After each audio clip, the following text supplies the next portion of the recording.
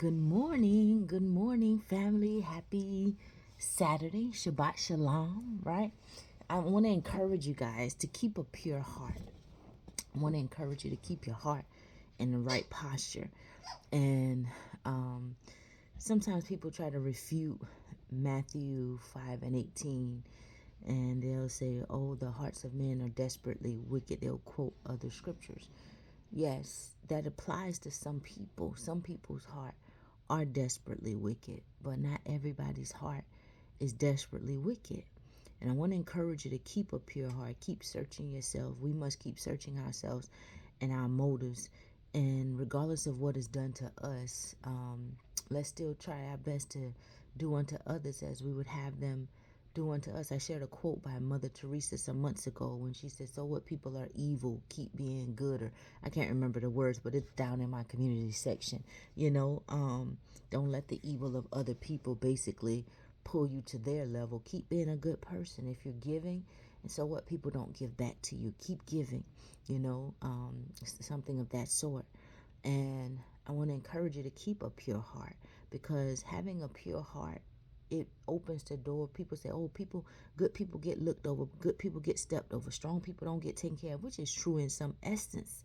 But at the end of the day, it's rewarding, because God sees what we do when we give, when we spend our time with people in secret, the people that we go and we make feel love, the people that are our elders that sometimes are abandoned, and we go and we give our resources, we give our time, we put in work to help secure them. People don't see all those things in the front of the, out front. It's not made public. You that do good deeds behind scene, when you go and you help those homeless folk, when you put them in hotels and on late cold winter nights, when you put them in hotels on hot summer days, sometimes you spend your own money, your resources, when you cook a big pot of food and you go and serve it to people. People don't see those things, right? But God, who sits in heaven, he sees and he knows your good deeds, right? Sometimes you may get judged and criticized by people that don't know you, or they look at you and just get a perception of you. Oh, something don't feel right about you. Let people misjudge you. Keep being good on purpose, because having a pure heart and being acceptable for God is rewarding. It will open the door to blessings that money can't buy. And I'm reminded of that. What brought me to that is, as I was just rereading, starting on this Geneva Bible, going back from the beginning, reading over the story of Noah, how Noah found favor in the sight of God. And now, after having read many of the other holy books, it also enlightens us as we read the context, whether you're in the King James Version or any other, the Sefer Bible, or the Geneva Bible. We know that Noah was albino. We know that he was different. How do we know those things? Because many of you've taken the time to read the book of our ancient grandmothers, and we know why now that Noah found favor in the sight of God. Why? Because of the condition of his heart. And so going back to Matthew 5 and 8, blessed are the pure in heart, for they shall see Christ. And God was so much pleased with the condition of Noah's heart that he spared Noah and his family and destroyed the whole world, everyone, all flesh that he had created in the earth, with a flood.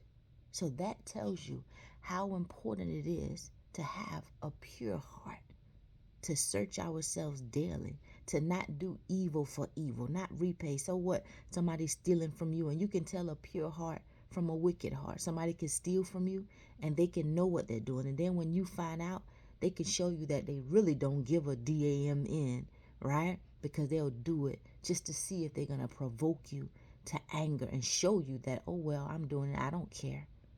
That's a wicked heart. That's the nastiness. When somebody shows you the nastiness of their character, learn to discern the root of a person's spirit. Are they a wheat or are they a tare?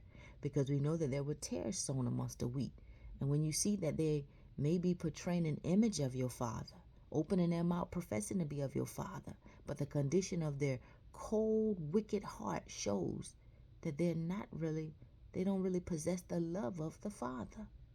And so you learn to guard yourself from people like that and move around energies like that, spirits like that, right? And do your best to keep a pure heart. Let's read here and be reminded of just how much a pure heart and walking upright matters to God. Here in Genesis chapter 6, right, the beginning.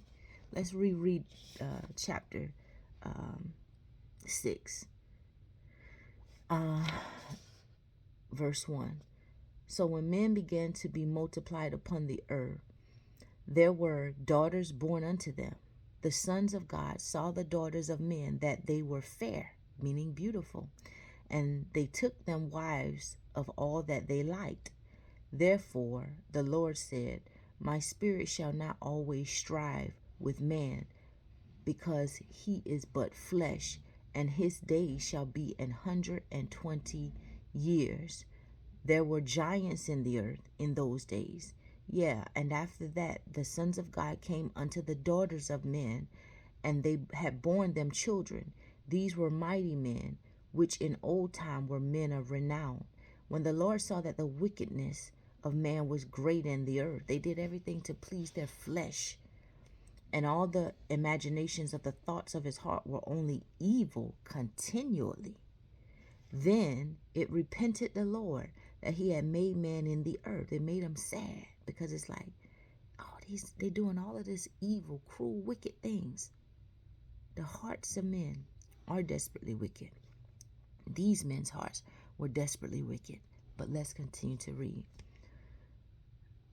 It repented the Lord that he had made man in the earth, and he was sorry in his heart.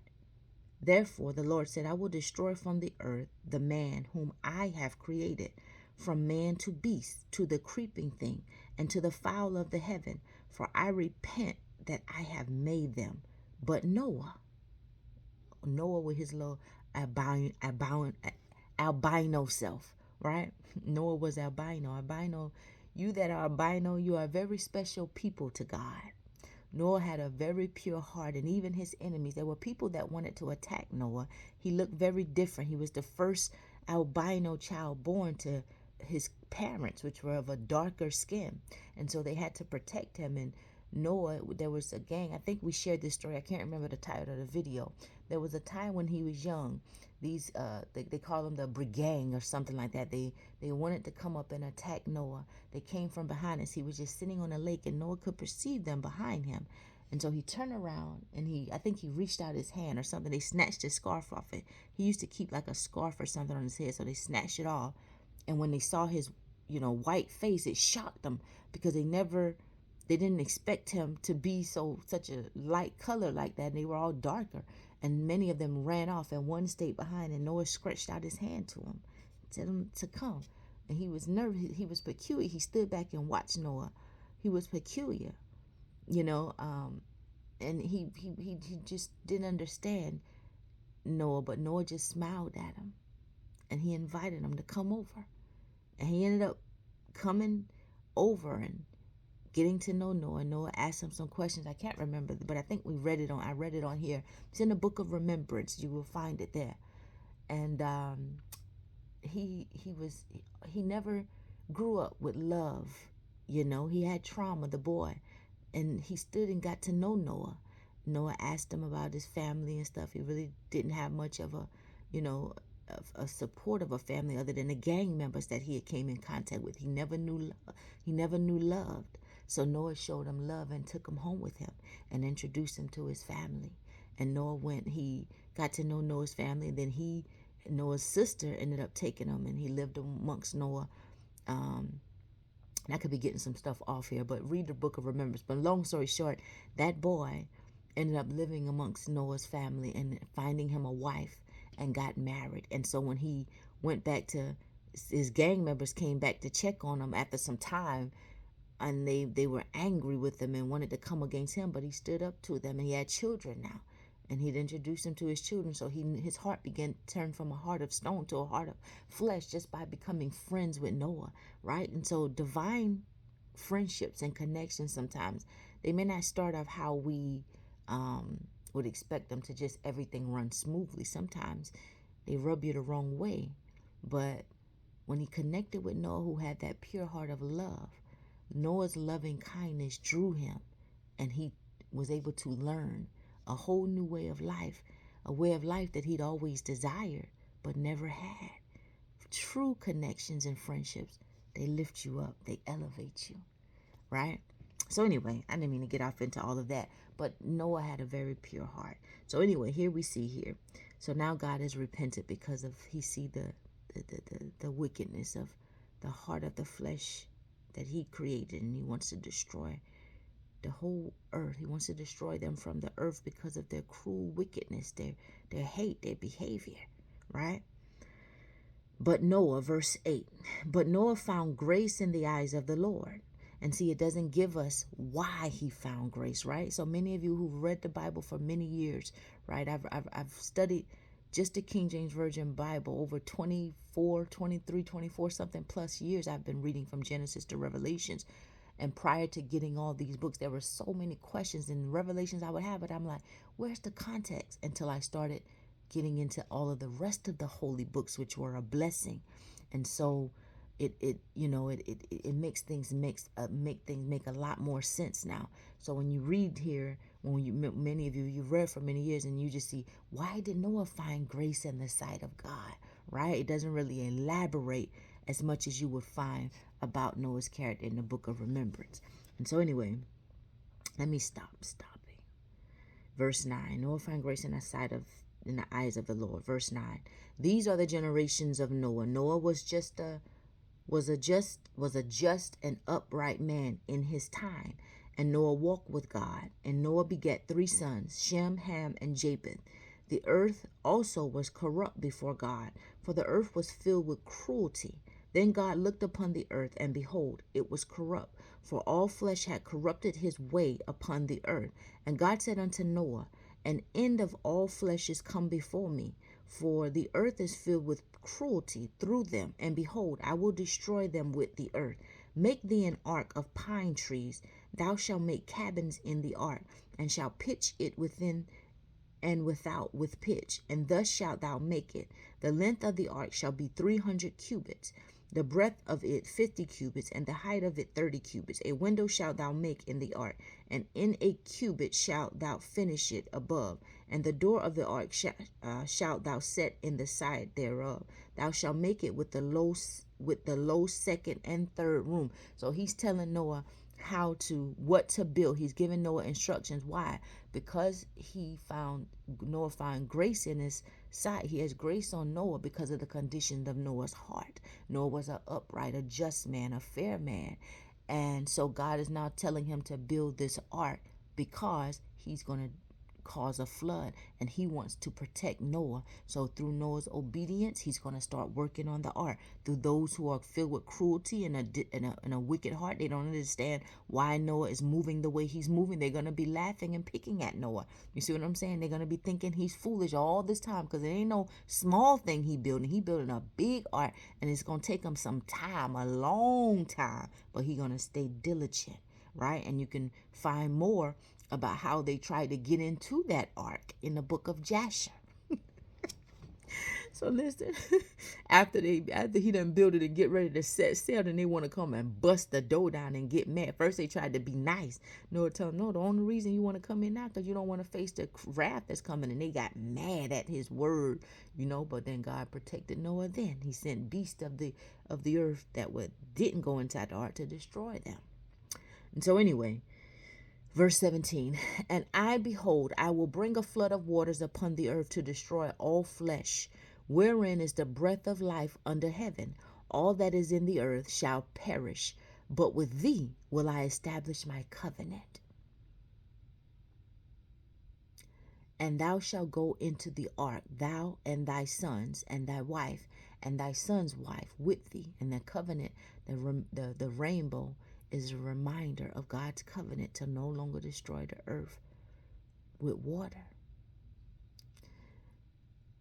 Verse 19, and of every living thing of all flesh, 2 of every sort shalt thou cause to come into the ark, to keep them alive with thee. They shall be male and female.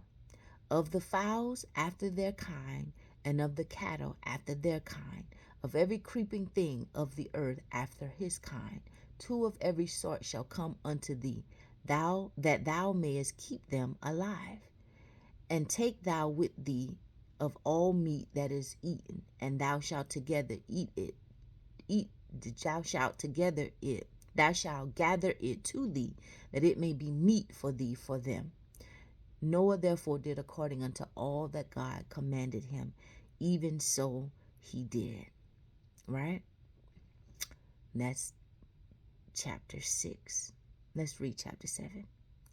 And the Lord said unto Noah, enter thou and all thine house into the ark, for thee have I seen righteous before me in this age. Of every clean beast thou shalt take to thee by sevens. The male, 7 is the number of completion. The male and his female, but of unclean beasts by couples, the male and his female. Of the fowls also of the heaven by sevens, male and female. That is the order of God, male and female. He created the man and the woman for the man, so the male will not be lonely. That's why the man is supposed to seek and find him a wife, the helpmate. Not just a woman, but a wife, through getting to know her spirit. But you also must be in line as the leader and head that you are called to be. If her heart is so wrapped up in God, you're going to have to know him before you can even reach her. So anyway, let me get back onto this. And so, where was I? Verse 3, of the fowls also of the heaven by sevens, male and female, to keep the seed alive upon the whole earth. Verse 4, for 7 days hence I will cause it rain upon the earth 40 days and 40 nights, and all the substance that I have made will I destroy from off the earth. Noah therefore did according to all that the Lord commanded him. And Noah was 600 years old. Look how long he lived. Look how long he lived. And also God changed his diet as well. God wanted him, at some point he stopped eating meat. It's in the book of Remembrance of Our Ancient Grandmothers. At some point he began to eat just only the fish of the sea. Like God wanted him to only eat things of the sea. God changed up. So the women that would prepare his meals only gave him, they stopped giving him regular meat, because he started out eating regular meat. And you see here, God told him to take the meat that they would eat upon the ark. But at some point, as he continued to grow, and then they began to give him only fish, right? And you can find that in the book of our ancient grandmothers as well. And so anyway, Noah was 600 years old when the flood of waters was upon the earth. So Noah entered, and his sons and his wife and his sons' wives with him, into the ark, because of the waters of the flood, of the clean beasts, and of the unclean beasts, of the fowls, and of all that creepeth upon the earth. There came 2 and 2 unto Noah into the ark, male and female, as God had commanded Noah. And so after 7 days the waters of the flood were upon the earth. In the 600th year of Noah's life, in the 2nd month, the 17th day of the month, in the same day were all the fountains of the great deep broken up, and the windows of heaven were open, and the rain was upon the earth 40 days and 40 nights.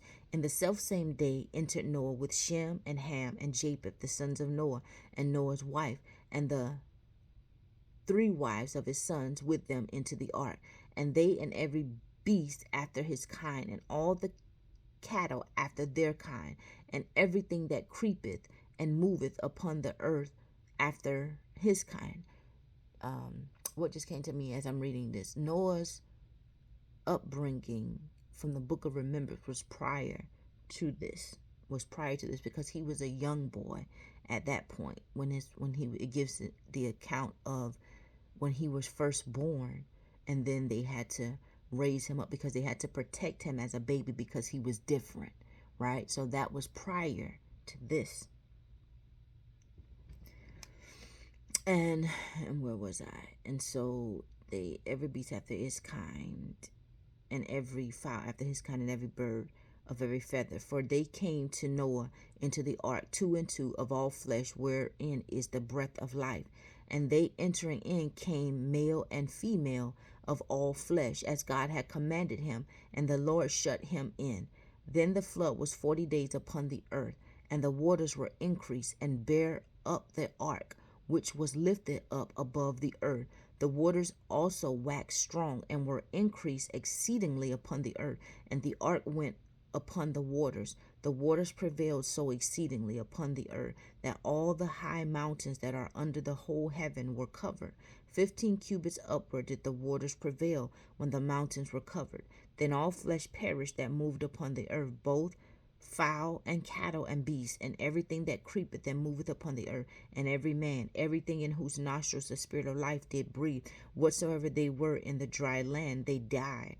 So he destroyed everything that was upon the earth, from man to beast, to the creeping thing, and to the fowl of the heaven. They were even destroyed from the earth, and Noah only remained, and they that were with him in the ark. And the waters prevailed upon the earth 150 days. And that concludes chapter 7, right? And so I just want to say, I shared this, continue in your readings and your studies, but having a pure heart, it matters to God. It doesn't matter what the wicked are doing to you. It may look like they're getting away sometimes, but I can promise you, I can assure you that they're not. The wickedness that operates, that some of our brothers and sisters allow to penetrate their heart, it grieves the Spirit of God. But those that are pure in heart, even when wrong is done to you, and you operate in forgiveness, you don't have to communicate. Sometimes people who are so wicked and self-righteous, they can know that they've done some dirty, cruel things to you, and you don't sit in fellowship with people like that. And it's okay to have righteous anger. It was David. You look at some of the prayers in Psalms where David prayed, where you look at some of the prayers that Jeremiah even submitted, where he asked God to break the teeth out of the mouth of his enemies. He said, these people, I interceded and prayed for them, but they got angry with Jeremiah because every time he opened his mouth, sometimes it convicted people, and people were angry at the truth. People do get angry at the truth sometimes because they don't want to hear it. And so they plotted to kill him. And he said, you see these people that I've interceded that you would turn your wrath away from them. And here go, they've conspired against me. So he asked God to let their children be fatherless, to take away their women. I mean, he prayed some cruel prayers, And so sometimes you have righteous anger, and sometimes you engage in spiritual warfare because there are forces in this earth that don't belong to the kingdom of God, and they have no intentions. The Decadarchi, they do not love our gift of life, and we should avoid them at all costs. And we're taught that in a book of remembrance as well, And so, but even though we experience evil, sometimes there are folk who they do cruel things, and they expect you to just get over it, and you can be smiling in their face. They want you to smile with them and talk to them, and it's like, wait a minute, you just tried to murder me. You just tried to sabotage me, and you think I'm going to sit here and look eye to eye and smile with you like nothing's wrong. Now, some people can be fake like that and pretend like that, but I'm not one of those people. And just because I won't sit and smile with you anymore doesn't mean I don't love you. It doesn't mean I hate you. I just know that I can't trust you, and you're not good for me. For the calling that God has on my life, you're not good to be around. You're trying to destroy me, and I have to protect myself from you. So I can be in fellowship, I can speak to you, I can say hi and bye, but no, leave me alone. Keep my name out of your mouth. I know I want nothing to do with you. There's some people who just are oblivious to their ways. They think they can do things, and they don't realize those things affect people, and they expect you to just get over it. And they never come back to apologize. They expect when they see you, you're supposed to just be happy to see them. Like, really? Who are you? But even then, when we, it's okay not to, have that same fellowship when folk do those things. But we don't have to be eye level with devils. We don't have to, give them what they give us. Oh, you want to be cruel? You want to be spiteful? You want to intentionally steal from me and then try to rub it in my face to show me that you just don't give a damn? Then go ahead, because there's a God who sits high and looks low. He is a rewarder of those who diligently trust and faithfully seek him. So I know that what he has for me, it is for me. And you may think that you're getting away in the beginning, but in the end, baby, you don't really get away. Look at what happened with Laban. He thought, he used Jacob for a while, and he thought he had the upper hand. He made him serve him for all those years for Rachel, and then he ended up giving him Leah. And said he tricked him, he manipulated him, And Jacob still was faithful. And then when Jacob realized, okay, it's time for me to leave here, what did he try to do? He tried to destroy him. He didn't want to let him go. He went and tried to sabotage him, knowing that there was already bad blood between Jacob and Enoch. He went and told lies how Jacob stole from him and all kind of stuff, knowing Jacob had already informed him that Enoch was after him to try to take his life, right? Enoch was upset with Jacob because Enoch was trifling and he sold his own birthright for a bowl of porridge and got upset with Jacob. But there's a story behind that as well. People go, oh, Jacob was a trickster. Jacob ain't tricked nobody. It was already ordained. Abraham already had informed Rachel, right? He knew that Isaac favored Enoch and Rachel favored Jacob, right? And Rebecca. I get the names mixed up a lot. I think if I get the names mixed up, y'all, somebody comment in the comment section. But we done went over this several times before, right? But it's the story of all that. And you that are truth seekers, that you like to kind of get to the bottom of stuff, sometimes you will not be liked. And you that can sit down and listen to a situation and judge righteous judgment, sometimes people don't want to hear righteous judgment when they want to do wrong, and they really want to paint somebody black. But keep being good, keep being fair, keep being righteous, keep your heart in a pure posture, and forgive those. We can forgive those who have wronged us, because God forgives us of our sins and shortcomings and transgressions. But that doesn't mean that you got to let a devil sit and play all in your face and sit in their company and pretend like they didn't do nothing to you, pretend like they're not evil when you know they're evil. No, light and darkness. What fellowship has light with darkness? So it's okay to separate yourself, right? You don't have to stay around and keep company with wicked folk, but keep your heart in the right posture, because we see here just how much having a pure heart matters to God. God saved Noah because Noah had a pure heart. Noah was a just man, right? And so I just want to encourage you, because I know a lot of people, a lot of you are experiencing spiritual warfare. We all have, and we will experience this. As long as you carry the light of Christ on the inside of you, we're going to always experience this thing. You have those spiritual gifts. You can begin to distinguish between the spirits. You feel good and evil. You see things. You're going to always be, it comes with the gift. You can't shake it off. You're just going to grow stronger in it. Your discernment's going to grow sharper, but you will connect with those who are like you, and it will feel like a breath of fresh air. You get to be yourself, because there's layers to you as well. We have different talents, different skills, and you got to learn how to maneuver in the earth with these gifts that you have, and you can still live a beautiful life and all that God has for you. Doors are going to be open for you if they haven't already started being open, but you are gifted. And keep your heart in the right posture, because you're going to come across evil people all throughout the days of our life. Manipulative, deceptive people. And you got to have self-control. Learn to control your mind and your emotions, because some will intentionally study you and try to do and say things to trigger you. But still move around all that, knowing that there's a fair judge who sits high. He looks low, and he is a rewarder of those who faithfully seek him. God will open doors that no man can close, and he'll close doors that no man can open. He closed the door of that ark, and them folk couldn't bam it down. They tried to get into that ark, but he protected Noah and his family, right? Go into the book of Jasher. It will open more details for you. Joshua chapter 13 references Jasher. Studying all that, get knowledge, get understanding.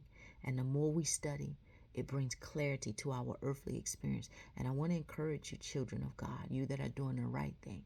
Sometimes it may feel like you're losing or you're last. You're not losing, baby. I can assure you, you are winning. The things of this world come real easy to some folk. Some folk can shoot up to certain positions and have doors open for them. But sometimes the blessing is in the pressing for a child of God. A lot of times, not sometimes, a lot of times. Because it's through your pressing, it's through your slow growth that God begins to shape you and mold you and uproot all kind of things that are inside of us that are unclean out of us, and show us the errors of our own ways. So our path may be slow sometimes, but we're being birthed and molded and refined, and it's necessary.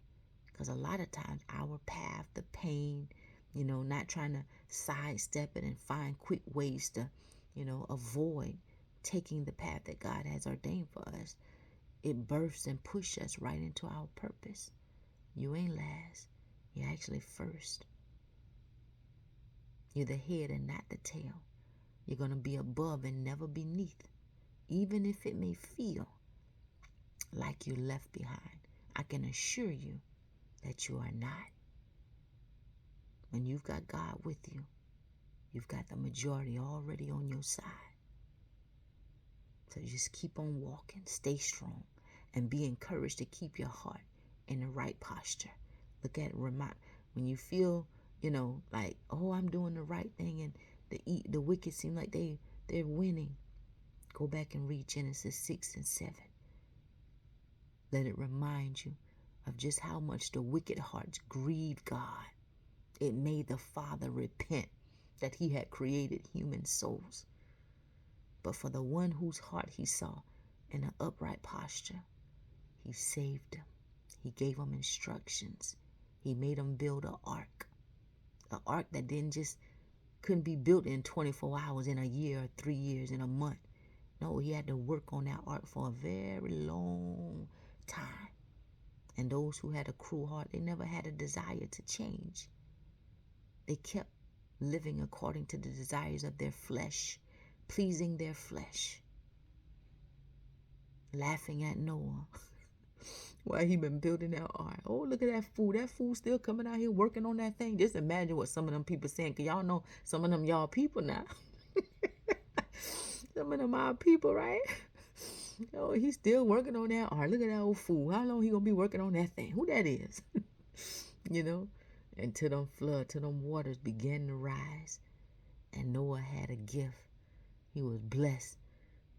He had blessings that money couldn't buy. He had peace, substance, a vision, sense of direction. Where there is no vision, people are perishing. You see? So you just keep on chugging along. All right, now that's my motivation for the day. Y'all have a blessed day. I'm going to have there's a place there, very well-known place. They have beef ribs that are so tender that they just fall. They melt in your mouth. It's pricey, but it's worth it if you ain't going to take the time to find one and cook it for yourself. No hormones, all natural. It's just the taste and texture of it is so good. And you get a lot of iron from them beef ribs as well, right? And women, we need iron certain times of the month. An extra dose of iron during certain times of the month, because we lose a lot of it. But anyway, y'all have a blessed day. If nobody has told you that they love you, then you know your little country bucking sister loves you. We are the light of the world. Don't ever let that light grow dark, baby. You're on the right path. You the head. You first. You ain't last. God so love you, even the very hairs on our head are numbered, right? Keep your heart in the right posture. So what? They being cruel to you. You operate in love. Thank God for showing you your enemies. Now you move around them. Light and darkness don't mix. How can two come together if they can't be agreed? They don't walk into agreement, right? And just because you have to separate yourself from somebody, that does not mean you don't love them. That does not mean you're holding a grudge against them. Some people are grown and still are so bound with a spirit of self-righteousness that they cannot look in the mirror and say, you know what? I did wrong. Let me go to my sister and apologize. Let me go to my niece or my nephew and apologize. Take accountability. Yes, I have a problem. I need deliverance in this area. Will you forgive me? Now, what person with a righteous heart won't forgive somebody who's recognized the errors of their own ways and who's truly sorry? That will make you embrace your brother, your sister, your niece, your nephew, your aunt, or your uncle. That'll make you embrace them and love on them. Why? Because you see now, just like that. I ain't gonna keep talking, but I'm gonna say this right here, and I'm gonna get off. The prodigal son. When he left, he had everything. Him and his brother was with the father. They had everything. But he took his riches and his wealth, his father's money, and he went off into the world, bought him all kind of whores and, slept around. He pleased his flesh. He squandered the money and then ended up broke with nothing, living like a bum, having to beg for food. And then he came to his senses. His brother stayed there with his father the whole time. And then he came to his own senses. He realized the errors of his own ways. He said, I am living like a pig when I could be with my fathers and I had to want for nothing. And he humbled himself and he went back to his father. He was sorry, but his father was happy to see him. And his brother was upset because his father said, oh, go and he got his nice coat or ring or whatever, gave it and put it on him, got the fat of a cow, the nicest of their, what was it? Was it the cow or the sheep, the goat, the fattest one? And he slaughtered it. His father made a feast for him. His father celebrated. But he saw his son, his brother was upset, said, you never did this kind of stuff for me. His brother was upset. And his father said, son, look, everything I have here, it belongs to you. All this stuff is already yours. So but what his father was trying to tell him, you never left. See, your brother went out. He took what I gave him and he squandered it. He lost his way. So he said, your brother was lost, but now he's found. So yes, I'm rejoicing and I'm accepting him. See? So when somebody is sorry and they humble themselves, you don't throw their faults back up in their face. See, sometimes when people not truly sorry, they know they wrong, but they really mad with on the inside of themselves, and you got to separate from them like that. It don't mean you don't love them, but they got an internal battle going on, and if you stay too close to them, their words will hurt you, cut you, break your spirit. Their evil on the inside of them will drain you, and you got to get away from people like that until they recognize the error of their own ways. And when they do, then you can embrace them and love on them and help them. See? Because they know you ain't saying nothing wrong. They know you ain't did nothing to them, but they'll make you a problem if you stay too close because they still working out that internal struggle. And see, that prodigal son, when he came back, his father told his brother, no, your brother was lost. Now he's found. So that's why he's explained. That's why he did what he did. That's why he showed him so much love and acceptance. He was happy that his boy came back home. See, he was happy that his boy recognized the errors of his ways and came back. He was lost, but now he's found. So sometimes, when we forgive people, we separate ourselves from them if they have not changed. But when they humble themselves and they apologize and they take accountability, you can work with somebody like that. You can open arms and embrace somebody like that. But when they don't take accountability and they're cruel and they constantly try to destroy you behind your back, letting demons of sabotage, murder work through them, you have to get away from them, because we wrestle not against flesh and blood. You're not trying to fight them. You realize that they've been taken over by demonic spirits. And you pray for them. And hopefully they can realize what the error of their way that actually opened the door for the Decadorchi, the fallen angels, to come in and influence them. And some are possessed by the fallen angels. And so when somebody is possessed, you can't force deliverance on them. The Bible said, lay hands on no man suddenly, but you can pray. And sometimes people, they know they're being influenced by these spirits. Just like some of us, we know when we're being influenced by the Holy Spirit. And sometimes you know when the flesh want to influence you. It's a battle. The spirit is willing, the flesh gets weak. So it's a thing where you have to die daily to your flesh. But to those who ain't dying daily to their flesh, okay then. So you know what they've opened the door to. And it's up to them to realize, am I going to turn from this? When am I going to turn from this? Some people say, well, I'm going to be a whore my whole life. I've been whoring when I've been a teenager. I've been whoring in my mid-20s. I've been whoring in my 30s. I've been whoring in my 40s. I've been whoring in my 50s. Dang, I'm a die a whore. And I'm just using that as a, example. I ain't, calling nobody a name or nothing. I'm just using that. But we all have to realize when we're going to turn from the errors of our ways. We can't make other people to blame when really our problem is within, when we're not happy with ourselves. And when we hear somebody saying the truth, you get angry with them. Somebody that love you will tell you the truth. And there's a way they'll tell you the truth. They ain't going to tell you the truth to try to hurt you or try to beat you into submission. Sometimes your life, the way you live, your walk can be the truth. And somebody could just get offended by seeing you walk past. Oh, you think you all that. I'm sorry. Where did you hear that? I was quiet. I was quiet. I actually tiptoed by you. And you get that? You see?